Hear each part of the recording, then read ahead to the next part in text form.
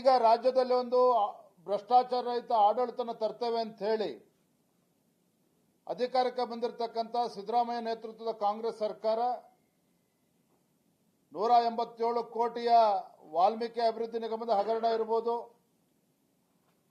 ಮತ್ತೊಂದು ಕಡೆ ಮೈಸೂರಿನ ಮೂಡ ಹಗರಣ ಅಂತ ಹೇಳಿದ್ರೆ ಇಲ್ಲಿ ಎರಡು ವಿಚಾರಗಳು ತಾವು ಗಮನಿಸಬೇಕು. ಅಕ್ರಮವಾಗಿ ಮುಖ್ಯಮಂತ್ರಿಗಳ ಧರ್ಮಪತ್ನಿಗೆ ಪಾರ್ವತಿಯವರಿಗೆ ಬಂದಿರತಕ್ಕಂಥ 14 ನಿವೇಶನಗಳು ಒಂದು ಕಡೆ, ಸಿದ್ದರಾಮಯ್ಯನವರು ಮುಖ್ಯಮಂತ್ರಿಗಳಾದ ನಂತರದಲ್ಲಿ ಇದೇ ಮೈಸೂರು ಮೂಡಾದಲ್ಲಿ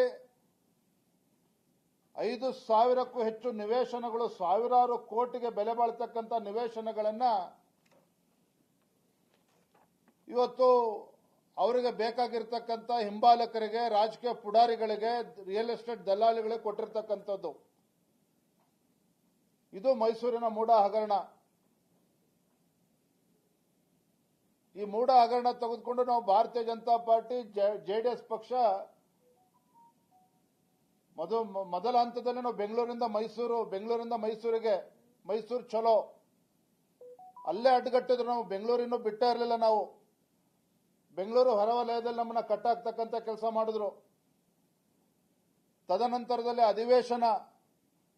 ಅಧಿವೇಶನದಲ್ಲಿ ಈ ಮೂಡ ಪ್ರಕರಣವನ್ನ ನಾವು ಕೈಗೆತ್ಕೋಬೇಕು, ಅಲ್ಲಿ ನಿಲುವಳಿ ಸೂಚನೆಯನ್ನ ಮಂಡನೆ ಮಾಡಬೇಕು ಅಂತೇಳಿ ಒತ್ತಾಯ ಮಾಡ್ತೀವಿ ಅಂತೇಳಿ ಅಧಿವೇಶನ ಶುರುವಾಗುವ ಒಂದು ದಿನ ಮುಂಚಿತವಾಗಿ ಒನ್ ಮ್ಯಾನ್ ಎನ್ಕ್ವೈರಿ ಕಮಿಷನ್ ಅನ್ನ ಸ್ಥಾಪನೆ ಮಾಡ್ತಾರೆ. ಇದೇ ಸಿದ್ದರಾಮಯ್ಯನವರು ಮುಖ್ಯಮಂತ್ರಿಗಳು, ಕಳಂಕರಹಿತ ರಾಜಕಾರಣಿಗಳು, ಕಳಂಕರಹಿತ ಮುಖ್ಯಮಂತ್ರಿಗಳಾಗಿರುವಂತಹ ಸಿದ್ದರಾಮಯ್ಯನವರು ಕಳಂಕ ಬರಬಾರದು ಅನ್ನುವ ಸದುದ್ದೇಶ ದುರುದ್ದೇಶ ಎರಡನ್ನೂ ಇಟ್ಕೊಂಡು ಒನ್ ಮ್ಯಾನ್ ಎನ್ಕ್ವೈರಿ ಕಮಿಷನ್ ಅನ್ನು ಸ್ಥಾಪನೆ ಮಾಡ್ತಾರೆ. ಅಧಿವೇಶನ ಶುರುವಾಗುವ ಒಂದು ದಿನ ಮುಂಚಿತವಾಗಿ ಅಧಿವೇಶನ ಪ್ರಾರಂಭ ಆಯಿತು.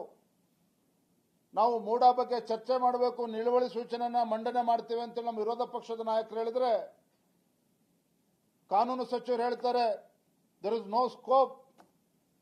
ಮೈಸೂರಿನ ಮೂಡ ಪ್ರಕರಣದಲ್ಲಿ ಈಗಾಗಲೇ ರಾಜ್ಯ ಸರ್ಕಾರ ಒನ್ ಮ್ಯಾನ್ ಎನ್ಕ್ವೈರಿ ಕಮಿಷನ್ ಅನ್ನು ಸ್ಥಾಪನೆ ಮಾಡಿದೆ, ಯಾವುದೇ ಕಾರಣಕ್ಕೂ ಇದ್ರ ಬಗ್ಗೆ ಚರ್ಚೆ ಮಾಡೋದಕ್ಕೆ ಅವಕಾಶ ಇಲ್ಲ ಅಂತ ಹೇಳಿ ಸದನವನ್ನ ಮೊಟಕುಗೊಳಿಸ್ತಕ್ಕಂಥ ಕೆಲಸ ಮಾಡಿದ್ರು. ನಾವು ಅಹೋರಾತ್ರಿ ಧರಣಿ ಮಾಡಿದ್ರು ಸಹ ಅಧಿವೇಶನವನ್ನ ಮೊಟಕುಗೊಳಿಸಿ ಪಲಾಯನವಾದವನ್ನ ರಾಜ್ಯದ ಮುಖ್ಯಮಂತ್ರಿಗಳು ಮಾಡ್ತಾರೆ. ಭಾರತೀಯ ಜನತಾ ಪಾರ್ಟಿ ಸುಮ್ಮನೆ ಕೂರ್ಲಿಲ್ಲ. ಮಾಧ್ಯಮದವರು ತಾವು ಕೂಡ ಕೇಳ್ತಾ ಇದ್ರಿ, ಏನ್ರಿ ನೀವು ಬಿಜೆಪಿಯವರು ಬರೀ ಸೋಷಿಯಲ್ ಮೀಡಿಯಾದಲ್ಲಿ ಟ್ವಿಟರ್ನಲ್ಲಿ ಹೋರಾಟ ಮಾಡ್ತೀರಿ, ಯಾವುದೇ ಹೋರಾಟ ತಾರ್ಕಿಕ ಹಂತಕ್ಕೆ ತೆಗೆದುಕೊಂಡು ಹೋಗಲ್ಲ ಅನ್ನೋ ನೋವು ನಿಮಗೂ ಕೂಡ ಇತ್ತು. ಹಲವಾರು ಬಾರಿ ಪ್ರಶ್ನೆಯನ್ನ ಮಾಡಿದ್ರಿ. ಆದರೆ ಭಾರತೀಯ ಜನತಾ ಪಾರ್ಟಿ ನಮ್ಮೆಲ್ಲ ಹಿರಿಯರ ಒಂದು ಜೊತೆ ಚರ್ಚೆ ಮಾಡಿ ಜೆಡಿಎಸ್ ಪಕ್ಷವನ್ನು ಕೂಡ ವಿಶ್ವಾಸಕ್ಕೆ ತೆಗೆದುಕೊಂಡು ಬೆಂಗಳೂರಿಂದ ಮೈಸೂರಿಗೆ ಪಾದಯಾತ್ರೆ ಮಾಡಿದ್ವಿ, ಹೋರಾಟ ಮಾಡಿದ್ವಿ. ಲಕ್ಷಾಂತರ ಕಾರ್ಯಕರ್ತರು ಕೂಡ ಆ ಹೋರಾಟದಲ್ಲಿ ಭಾಗವಹಿಸಿದ್ರು. ಇದರ ಪರಿಣಾಮ ಏನಾಯಿತು? ಒಂದು ಕಡೆ ಸಾಮಾಜಿಕ ಕಾರ್ಯಕರ್ತರು, ಸೋಷಿಯಲ್ ಆಕ್ಟಿವಿಸ್ಟ್ ಸ್ನೇಹಮಯಿ ಕೃಷ್ಣ ಇವತ್ತು ದೂರನ ಕೊಟ್ಟರು. ತದನಂತರದಲ್ಲಿ ಏನೇನು ಬೆಳವಣಿಗೆಗಳು ಆಗಿದೆ ತಾವೆಲ್ಲ ನೋಡಿದಿರಿ. ಯಾವ ಮುಖ್ಯಮಂತ್ರಿಗಳು ಸದನದಲ್ಲಿ ವಾಲ್ಮೀಕಿ ಅಭಿವೃದ್ಧಿ ನಿಗಮದಲ್ಲಿ ಹಗರಣ ಆಗೇ ಇಲ್ಲ ಅಂತ ಹೇಳಿದಂತ ಸಿದ್ದರಾಮಯ್ಯನವರು ಸದನದಲ್ಲಿ ಒಪ್ಕೊಂಡ್ರು, ಹೌದು ಹಗರಣ ಆಗಿದೆ, ವಾಲ್ಮೀಕಿ ಅಭಿವೃದ್ಧಿ ನಿಗಮದಲ್ಲಿ ಹಗರಣ ಆಗಿದೆ ಅಂತೇಳಿ ಮುಖ್ಯಮಂತ್ರಿಗಳು ಒಪ್ಕೊಳ್ತಾರೆ. ನಾನು ಕಳೆದ ಬಾರಿ ಇದೇ ನಮ್ಮ ಜಗನ್ನಾಥ ಭವನದಲ್ಲಿ ನಾನು ಪತ್ರಿಕಾಗೋಷ್ಠಿ ಮಾಡಿ ಹೇಳಿದ್ದೆ. ಏನೊಂದು ಅಂಶವನ್ನು ಹೇಳಿದ್ದೆ, ಸಿದ್ದರಾಮಯ್ಯನವರ ಮುಖ್ಯಮಂತ್ರಿಗಳ ಬಾಮೈದ ಅವರು ಏನು ದೇವರಾಜ್ ಅವರಿಂದ 3 ಎಕರೆ 16 ಗುಂಟೆಯನ್ನ ಖರೀದಿ ಮಾಡಿದ್ರು ಮೈಸೂರಿನಲ್ಲಿ. ಇದು ಕಾನೂನು ಬಾಹಿರವಾಗಿದೆ, ಅಕ್ರಮವಾಗಿ ನಡೆದಿದೆ. ಕಾರಣ ಅಂತ ಹೇಳಿದ್ರೆ ಆ ಜಮೀನೇನು ಮುಖ್ಯಮಂತ್ರಿಗಳ ಬಾಮೈದಕ್ಕೆ ಕೊಟ್ಟಿದ್ದಾನೆ ಆ ದೇವರಾಜ್, ಅವನು ಒರಿಜಿನಲಿ ಅವನಿಗೆ he was not the title holder. ದೇವರಾಜ್ಗೆ ಜಮೀನು ಆ ಓನರ್ಶಿಪ್ ಇರಲೇ ಇಲ್ಲ ಅನ್ನುವ ಅಂಶವನ್ನು ಕೂಡ ನಾನು ಹೇಳಿದ್ದೆ. ಮತ್ತೊಂದು ಅಂಶವನ್ನು ಹೇಳಿದ್ದೆ,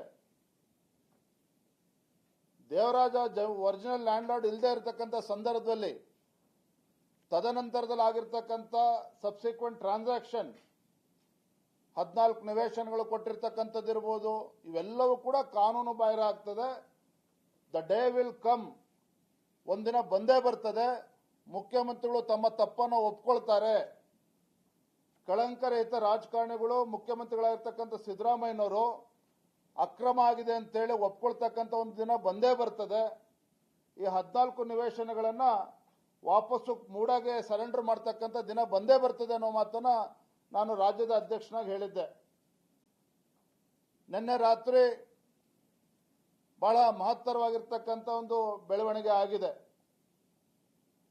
ಸಿದ್ದರಾಮಯ್ಯನವರ ಧರ್ಮಪತ್ನಿಯವರು ಮುಖ್ಯಮಂತ್ರಿಗಳ ಗಮನಕ್ಕೂ ಬರ್ದೇನೆ, ಮುಖ್ಯಮಂತ್ರಿಗಳ ಸುಪುತ್ರ ಗಮನಕ್ಕೂ ಬರ್ದೇನೆ, ಮುಖ್ಯಮಂತ್ರಿಗಳ ಅಧಿಕೃತ ನಿವಾಸದಲ್ಲೇ ಕೂತ್ಕೊಂಡು ಮೂಡಾಗೆ ಪತ್ರವನ್ನು ಬರೆದಿರ್ತಕ್ಕಂಥ ವಿಚಾರ ನಿಮಗೂ ಕೂಡ ಗಮನಕ್ಕೆ ಬಂದಿದೆ. ಯಾಕೆ ಅಂತೇಳಿ ಬರೆದಿರ್ತಕ್ಕಂಥ ಪತ್ರ ಬಹಿರಂಗ ಆಗಿರ್ತಕ್ಕಂಥದ್ದು, ಮುಖ್ಯಮಂತ್ರಿಗಳೇನು ಪತ್ರಿಕಾ ಮಿತ್ರರಿದ್ದಾರೆ ಅವರ ಒಂದು ಗ್ರೂಪಲ್ಲಿ ಹೋಗಿರ್ತಕ್ಕಂಥದ್ದು. ಸೊ ಅವರು ಧರ್ಮಪತ್ನಿಯವರು ಹೇಳಿದ್ದಾರೆ, ಸಿದ್ದರಾಮಯ್ಯನವರಿಗೆ ಇವತ್ತು ಕಳಂಕ ಬರಬಾರದು, ತೊಂದರೆ ಆಗಬಾರದು, ಹಾಗಾಗಿ ಈ 14 ನಿವೇಶನಗಳನ್ನ ವಾಪಸ್ಸು ಮೂಡಾಗೆ ನಾನು ಕೊಡ್ತಾ ಇದ್ದೇನೆ ಅನ್ನುವ ಮಾತನ್ನ ಅವರ ಧರ್ಮಪತ್ನಿಯವರು ಹೇಳಿರ್ತಕ್ಕಂಥದ್ದು.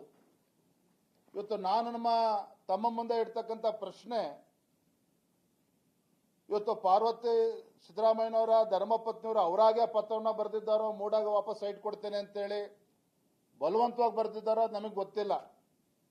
ಆದರೆ ಒಂದಂತೂ ಇವತ್ತು ರುಜುವಾತಾಗಿದೆ, ಯಾವ ಮುಖ್ಯಮಂತ್ರಿಗಳು ಸಿದ್ದರಾಮಯ್ಯನವರು ನಾನು ಜಗ್ಗೋದಿಲ್ಲ, ನಾನು ಬಗ್ಗೋದಿಲ್ಲ ಅಂತೇಳಿ ಆರ್ಭಟ ಮಾಡ್ತಾ ಇದ್ರು, ಯಾವ ಮುಖ್ಯಮಂತ್ರಿಗಳು ಸಿದ್ದರಾಮಯ್ಯನವರು ನಾನೇನು ತಪ್ಪೇ ಮಾಡಿಲ್ಲ, ಇದೆಲ್ಲವೂ ಕೂಡ ರಾಜಕೀಯ ಪ್ರೇರಿತವಾಗಿರ್ತಕ್ಕಂಥದ್ದು ಅನ್ನುವ ಆರೋಪವನ್ನು ನಮ್ಮ ಮೇಲೆ ಮಾಡ್ತಾ ಇದ್ರು, ಯಾವ ಮುಖ್ಯಮಂತ್ರಿಗಳು ಸಿದ್ದರಾಮಯ್ಯನವರು ತರಾತುರಿಯಲ್ಲಿ ಬೈರತಿ ಸುರೇಶನ್ನ ಮೈಸೂರಿಗೆ ಕಳಿಸಿ, ಸಚಿವರನ್ನ ಕಳಿಸಿ, ಆತುರದಲ್ಲಿ ಅಧಿಕಾರಿಗಳ ಸಭೆಯನ್ನ ಮಾಡಿ ಅಧಿಕಾರಿಗಳ ಒಂದು ವರ್ಗಾವಣೆನೂ ಕೂಡ ಆಗ್ತದೆ. ಯಾವ ಸಿದ್ದರಾಮಯ್ಯನವರು ನಾನು ಇದ್ಯಾವುದಕ್ಕೂ ಕೂಡ ಹೆದರೋದಿಲ್ಲ, ನಾನೇನು ತಪ್ಪೇ ಮಾಡಿಲ್ಲ ಅಂತ ಹೇಳ್ತಾ ಇದ್ರು ಮುಖ್ಯಮಂತ್ರಿ ಸಿದ್ದರಾಮಯ್ಯನವರು. ಮತ್ತೊಂದು ಕಡೆ ಸಿದ್ದರಾಮಯ್ಯನವರು ಹೇಳ್ತಾರೆ, ಮುಖ್ಯಮಂತ್ರಿ ರಾಜ್ಯದ ಮುಖ್ಯಮಂತ್ರಿಗಳು, ನಾನ್ಯಾಕ್ರೆ ಸೈಟ್ ವಾಪಸ್ ಕೊಡಬೇಕು, ನಾನ್ಯಾಕೆ ವಾಪಸ್ ಕೊಡಬೇಕು, 62 ಕೋಟಿ ಕೊಡ್ತಾರೆ ನನಗೆ, 62 ಕೋಟಿ ನನಗೆ ಕೊಟ್ಟರೆ ನಾನು ವಾಪಸ್ಸು ನಿವೇಶನಗಳನ್ನು ಕೊಡ್ತೇನೆ ಅನ್ನೋ ಮಾತನ್ನ ಸ್ವತಃ ಮುಖ್ಯಮಂತ್ರಿಗಳು ಸಿದ್ದರಾಮಯ್ಯನವರು ಹೇಳಿದ್ರು. ಆದರೆ ಇವತ್ತು ಒಂದು ಕಡೆ ಸಾಮಾಜಿಕ ಕಾರ್ಯಕರ್ತರು ಇವತ್ತು ಕೊಟ್ಟಿರ್ತಕ್ಕಂಥ ಕಂಪ್ಲೇಂಟು, ಅದರ ಆಧಾರದ ಮೇಲೆ ರಾಜ್ಯಪಾಲರು ಕೊಟ್ಟಿರ್ತಕ್ಕಂಥ ಒಂದು ಸ್ಯಾಂಕ್ಷನ್, ತದನಂತರದಲ್ಲಿ ಹೈಕೋರ್ಟ್ನಿಂದ ಬಂದಿರತಕ್ಕಂಥ ಒಂದು ಜಡ್ಜ್ಮೆಂಟ್ ಇರ್ಬೋದು, ಹೈಕೋರ್ಟ್ ಜಡ್ಜ್ಮೆಂಟ್ ಬಂದ ನಂತರದಲ್ಲಿ MP MLA ಕೋರ್ಟ್ ಏನಿವತ್ತು ಆದೇಶ ಮಾಡಿ ತನಿಖೆ ಆಗಬೇಕು ಅಂತೇಳಿ ಆದೇಶ ಮಾಡಿರ್ತಕ್ಕಂಥ ಸಂದರ್ಭದಲ್ಲಿ ನಿನ್ನೆ ದಿನ ಎನ್ಫೋರ್ಸ್ಮೆಂಟ್ ಡೈರೆಕ್ಟರೇಟ್ ECIR ಕೂಡ ದಾಖಲು ಮಾಡಿರ್ತಕ್ಕಂಥದ್ದು. ಅಂದ್ರೆ it's a kind of FIR. ಪೊಲೀಸರು FIR ರಿಜಿಸ್ಟರ್ ಮಾಡ್ತಾರೆ, ಎನ್ಫೋರ್ಸ್ಮೆಂಟ್ ಡೈರೆಕ್ಟರೇಟ್ ಅವರು ECIR ಮಾಡ್ತಾರೆ, ದಾಖಲು ಮಾಡ್ತಾರೆ. ನನಗೆಲ್ಲೋ ಒಂದ್ ಕಡೆ ಅನ್ನಿಸ್ತಾ ಇದೆ, ಮುಖ್ಯಮಂತ್ರಿಗಳು ಸಿದ್ದರಾಮಯ್ಯನವರು ಏನು ತಪ್ಪೇ ಮಾಡಿಲ್ಲ ಅಂತೇಳಿ ರಾಜ್ಯದ ಜನತೆ ಮುಂದೆ ಹೇಳ್ತಾ ಇದ್ರು, ಯಾವ ಮುಖ್ಯಮಂತ್ರಿಗಳು ಸಿದ್ದರಾಮಯ್ಯನವರು ರಾಜ್ಯಪಾಲರು ದೆಹಲಿಯ ಕೈಬೊಂಬೆ ಆಗಿ ವರ್ತನೆ ಮಾಡ್ತಾ ಇದ್ದಾರೆ ಅನ್ನುವ ಆರೋಪವನ್ನ ರಾಜ್ಯಪಾಲರ ಮೇಲೆ ಮಾಡ್ತಾ ಇದ್ರು. ಇವತ್ತು ಆ ಸಿದ್ದರಾಮಯ್ಯನವರು ಇವತ್ತು ತಮ್ಮ ನಿವೇಶನಗಳನ್ನ ವಾಪಸ್ ಕೊಡ್ತೇವೆ ಅಂತಕ್ಕಂಥ ನಿರ್ಧಾರ ಕೈಗೊಂಡಿದ್ದಾರೆ ಅಂತ ಹೇಳಿದ್ರೆ, ಎಲ್ಲೋ ಒಂದು ಕಡೆ ಈ ಕಾನೂನಿನ ಕುಣಿಕೆಯಿಂದ ಪಾರಾಗಬೇಕು, only to escape from the legal hurdle, ಮತ್ತೆ ರಾಜಕೀಯವಾಗಿ ಸಿಂಪತಿಯನ್ನು ಪಡೆದುಕೊಳ್ಬೇಕು, ಮತ್ತೆ ತಮ್ಮ ಸ್ವಪಕ್ಷದಲ್ಲಿ ಇವತ್ತೇನು ತೊಡೆತಟ್ಟೋದಕ್ಕೆ ತಯಾರಾಗಿದ್ದಾರೆ.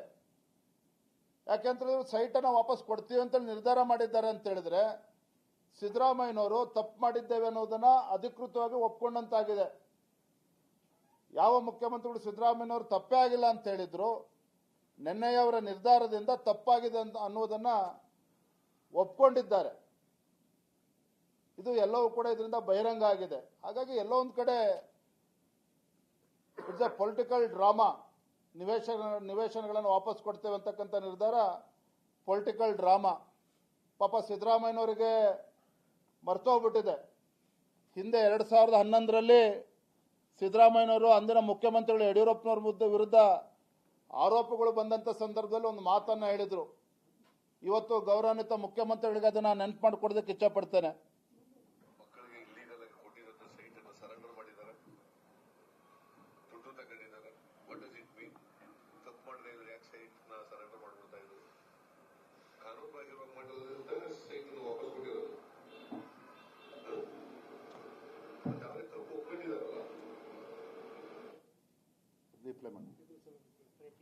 2011ರಲ್ಲಿ ಅಂದಿನ ಮುಖ್ಯಮಂತ್ರಿಗಳಾಗಿದ್ದಂಥ ಯಡಿಯೂರಪ್ಪನವ್ರ ಮೇಲೆ ಆರೋಪ ಬಂದಂತ ಸಂದರ್ಭದಲ್ಲಿ ಅಂದಿನ ವಿರೋಧ ಕೊಟ್ಟಿರೋ ಸೈಟ್ ಅನ್ನು ಸರೆಂಡರ್ ಮಾಡಿದ್ದಾರೆ, ದುಡ್ಡು ತಗೊಂಡಿದ್ದಾರೆ. What does it mean? ತಪ್ಪು ಮಾಡಿದ್ರೆ ಯಾಕೆ ಸೈಟ್ ನ ಸರೆಂಡರ್ ಮಾಡ್ಬಿಡ್ತಾ ಇದ್ರು? ಕಾನೂನು ಬಾಹಿರವಾಗಿ ಮಾಡಿದ್ರೆ ಸೈಟ್ ವಾಪಸ್ ಕೊಟ್ಟಿರೋದು. ಯಾರೇ ತಪ್ಪು ಒಪ್ಕೊಂಡಿದಾರಲ್ಲ. ಹಾಗಾಗಿ ಗೌರವಾನ್ವಿತ ಮುಖ್ಯಮಂತ್ರಿಗಳು ಸಿದ್ದರಾಮಯ್ಯನವ್ರನಲ್ಲಿ ಭಾರತೀಯ ಜನತಾ ಪಾರ್ಟಿ ನಾವು ಆಗ್ರಹವನ್ನು ಮಾಡ್ತಾ ಇದ್ದೇವೆ. ಇನ್ನಾದರೂ ತಮ್ಮ ಬಂಡತನವನ್ನ ಬಿಟ್ಟು ಇಷ್ಟೊಂದು ಕಳಂಕವನ್ನು ಹೊತ್ಕೊಂಡಿರ್ತಕ್ಕಂಥ ತಾವುಗಳು ಇಷ್ಟೊಂದು ಆರೋಪಗಳನ್ನು ಹೊತ್ಕೊಂಡು ಇವತ್ತು ಆರೋಪಿ ಸ್ಥಾನದಲ್ಲಿ ನಿಂತಿರ್ತಕ್ಕಂಥ ಗೌರವಾನ್ವಿತ ಮುಖ್ಯಮಂತ್ರಿಗಳು ಸಿದ್ದರಾಮಯ್ಯನವರು ತತ್ಕ್ಷಣ ತಮ್ಮ ಸ್ಥಾನಕ್ಕೆ ರಾಜೀನಾಮೆಯನ್ನ ಕೊಡಬೇಕು ಅನ್ನುವ ಆಗ್ರಹವನ್ನು ಮಾಡ್ತಾ ಇದ್ದೇನೆ. ಜೊತೆಯಲ್ಲಿ ಖಾಸಗಿ ದೂರಿನ ಮೇಲೆ ರಾಜ್ಯಪಾಲರು ಇವತ್ತು ಪ್ರಾಸಿಕ್ಯೂಷನ್ಗೆ ಅನುಮತಿ ನೀಡಿದಂಥ ಸಂದರ್ಭದಲ್ಲಿ ಸ್ವತಃ ಮುಖ್ಯಮಂತ್ರಿಗಳು ಸಿದ್ದರಾಮಯ್ಯನವರು ಆದಿಯಾಗಿ ಕಾಂಗ್ರೆಸ್ ಪಕ್ಷದ ಅಧ್ಯಕ್ಷರು, ಸಚಿವರು, ಕಾಂಗ್ರೆಸ್ ಪಕ್ಷದ ಮುಖಂಡರು ರಾಜ್ಯಪಾಲರ ಮೇಲೆ ಆರೋಪದ ಸುರಿಮಳೆಯನ್ನ ಮಾಡಿದ್ರು. ಇವೆಲ್ಲವೂ ಕೂಡ ರಾಜಕೀಯ ಪ್ರೇರಿತವಾಗಿರ್ತಕ್ಕಂಥದ್ದು. ರಾಜ್ಯಪಾಲರು ಮುಖ್ಯಮಂತ್ರಿಗಳಿಂದ ಮುಖ್ಯಮಂತ್ರಿಗಳಿಗೆ ಇವತ್ತು ಪ್ರಾಸಿಕ್ಯೂಷನ್ಗೆ ಅವಕಾಶ ಕೊಟ್ಟಿರ್ತಕ್ಕಂಥದ್ದು ಇದು ಸರಿಯಲ್ಲ. ಇದು ಕೇಂದ್ರದ ಕೈಬೊಂಬೆಯಾಗಿ ವರ್ತನೆ ಮಾಡ್ತಾ ಇದ್ದಾರೆ ಸಿದ್ದರಾಮಯ್ಯನವರು ಆರೋಪಗಳನ್ನು ಮಾಡಿದ್ರು. ಹಾಗಾಗಿ ನಾನು ಗೌರವಾನ್ವಿತ ಮುಖ್ಯಮಂತ್ರಿಗಳಲ್ಲಿ ಆಗ್ರಹ ಮಾಡ್ತಾ ಇದ್ದೇನೆ, ತಾವು ಮುಖ್ಯಮಂತ್ರಿ ಸ್ಥಾನಕ್ಕೆ ರಾಜೀನಾಮೆ ಕೊಡುವ ಮುಂಚಿತವಾಗಿ ಗೌರವಾನ್ವಿತ ರಾಜ್ಯಪಾಲರಲ್ಲಿ ಕ್ಷಮೆಯನ್ನು ಯಾಚಿಸಬೇಕು. ಎರಡನೇದು, ಏನು ಸ್ನೇಹಮಯಿ ಕೃಷ್ಣ ಇದ್ದಾರೆ, ಸಾಮಾಜಿಕ ಕಾರ್ಯಕರ್ತ, ಪಾಪ ಮೈಸೂರಿನ ವಾಸಿಯಾಗಿರ್ತಕ್ಕಂಥ ಸ್ನೇಹಮಯಿ ಕೃಷ್ಣ ಅವರು ಮುಖ್ಯಮಂತ್ರಿಗಳು ಸಿದ್ದರಾಮಯ್ಯನವರ ವಿರುದ್ಧ ಇವತ್ತು ಭ್ರಷ್ಟಾಚಾರದ ಆರೋಪ ಮಾಡಿದಾಗ ಅವನ ಮೇಲೇನೆ ದೂರನ್ನ ಹಾಕಿಸಿದ್ರು, ಅವನನ್ನ ಕಟ್ಟಿ ಹಾಕ್ತಕ್ಕಂಥ ಪ್ರಯತ್ನ ಮಾಡಿದ್ರು. ಎಲ್ಲ ಒಂದ್ ಕಡೆ ಅವನಿಗೆ ಬೆದರಿಕೆ ಹಾಕ್ತಕ್ಕಂಥ ತಂತ್ರವನ್ನು ಕೂಡ ಮುಖ್ಯಮಂತ್ರಿಗಳ ನೇತೃತ್ವದಲ್ಲಿ ಆಗಿರ್ತಕ್ಕಂಥದ್ದು, ಅವರ ಹಿಂಬಾಲಕರಿಂದ ಆಗಿರ್ತಕ್ಕಂಥದ್ದು. ಹಾಗಾಗಿ ಮಾನ್ಯ ಗೃಹ ಸಚಿವರಲ್ಲಿ ಮತ್ತೆ ಡೈರೆಕ್ಟರ್ ಜನರಲ್ ಆಫ್ ಪೊಲೀಸ್ ಅವರಲ್ಲೂ ಕೂಡ ನಾನು ಆಗ್ರಹವನ್ನು ಮಾಡ್ತೇನೆ, ತತ್ಕ್ಷಣ ಸ್ನೇಹಮಯಿ ಕೃಷ್ಣ ಅವರಿಗೆ ಸೂಕ್ತವಾಗಿರ್ತಕ್ಕಂಥ ಭದ್ರತೆಯನ್ನು ಕೂಡ ಅವರಿಗೆ ಕೊಡಬೇಕಾಗ್ತದೆ. Proper security, police security has to be given to Snehamayi Krishna. ಯಾಕೆಂದ್ರೆ ಪಾಪ ಅವನು ಕೂಡ ಬಡ ಕುಟುಂಬದಲ್ಲಿ ಬಂದಿರತಕ್ಕಂಥ ಸ್ನೇಹಮಯಿ ಕೃಷ್ಣ ವಿರುದ್ಧ ಅನೇಕ ಪಿತೂರಿಗಳು ಕೂಡ ನಡೀತಾ ಇದೆ ಅನ್ನುವ ವಿಚಾರಗಳು ಕೂಡ ಕೇಳಿ ಬರ್ತಾ ಇದೆ. ಹಾಗಾಗಿ ತತ್ಕ್ಷಣ ಗೃಹ ಸಚಿವರು ಈ ವಿಚಾರವನ್ನು ಗಂಭೀರವಾಗಿ ತೆಗೆದುಕೊಂಡು ಸೂಕ್ತವಾಗಿರ್ತಕ್ಕಂಥ ಒಂದು ಸೆಕ್ಯೂರಿಟಿ ಅವರಿಗೆ ಕೊಡಬೇಕು ಅಂತೇಳಿ ನಾನು ಈ ಸಂದರ್ಭದಲ್ಲಿ ಹೇಳೋದಕ್ಕೆ ಇಚ್ಛಪಡ್ತೇನೆ.